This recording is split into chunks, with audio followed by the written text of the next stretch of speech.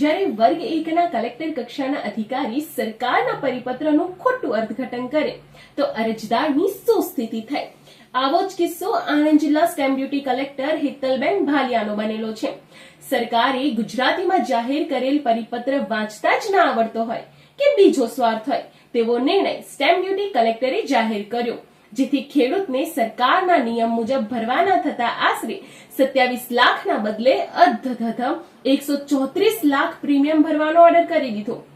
આ કિસ્સાની વિગતો જોઈએ તો બાકરોલના ખેડૂતે 4 સર્વે નંબરના પ્રીમિયમ માટે અરજી કરી હતી, જેમાં 3 સર્વે નંબરનું નિયમો અનુસાર પ્રીમિયમનો સ્ટેમ્પ ડ્યુટી કલેક્ટરે ઓર્ડર કરી દીધો, પણ એક સર્વે નંબર 887 જંત્રી કોષ્ટકમાં ન હતો, જેથી સરકારના ગુજરાતીમાં જાહેર પરિપત્ર મુજબ બાકરોલના વેલ્યુ ઝોન કે ગ્રેડના ભાવ મુજબ ગણાય.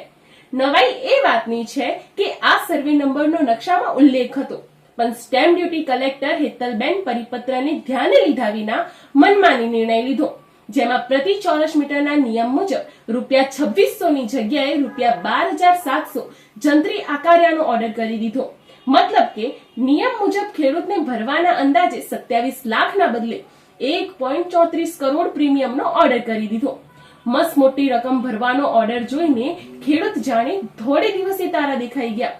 મહેસૂલ વિભાગમાં પારદર્શિતા લાવવાના સરકારના અભિયાનનું સ્ટેમ્પ ડ્યુટી કલેક્ટરે જાણે ગૂંચળું વાળી દીધું. બાકરોલના ખેડૂતે સ્ટેમ્પ ડ્યુટી કલેક્ટરને કરેલ મનમાનીની રાજ્ય સરકારમાં રજૂઆત કરી. ત્યારે જોવું એ રહ્યું કે ખેડૂતો માટે સંવેદનશીલ હોવાનો દાવો કરતી રાજ્ય સરકાર બાકરોલના ખેડૂતને ન્યાય અપાવશે? સરકારના પરિપત્રને વાંચ્યા કે સમજ્યા વિના કલમ ચલાવતા અધિકારી સામે સરકાર કાર્યવાહી કરશે?